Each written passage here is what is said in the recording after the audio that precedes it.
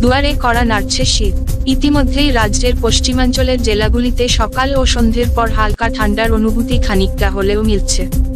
উত্তরবঙ্গের জেলাগুলিতেও দারুণ মনোরম আবহাওয়া। ফের একবার বঙ্গোপসাগরে নিম্নচাপের ভ্রুকুটি। বঙ্গে এবার শীত পড়ছে কবে থেকে? আলিপুর আবহাওয়া দপ্তর জানিয়েছে, চলতি নভেম্বর মাসের মাঝামাঝি সময় কিংবা নভেম্বরের শেষ সপ্তাহে শীতের আগমন হতে পারে বঙ্গে। ওই সময় থেকেই স্বাভাবিকের নিচে নামতে শুরু করবে তাপমাত্রা।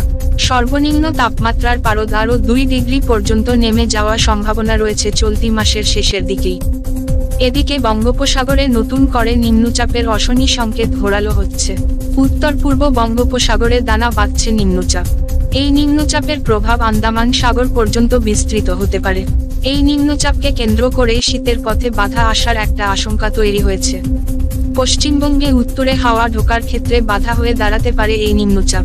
এই প্রশ্ন উঠতে শুরু করেছে। চলতি মাসে বিপরীত ঘূর্ণাবর্তের জেরে উত্তরে হাওয়ার দাপট বাড়তে পারে বঙ্গে। উত্তরে হাওয়ার প্রভাব বাড়তে শুরু করবে। রাজ্য জুড়ে শীতের আমেজ বাড়বে।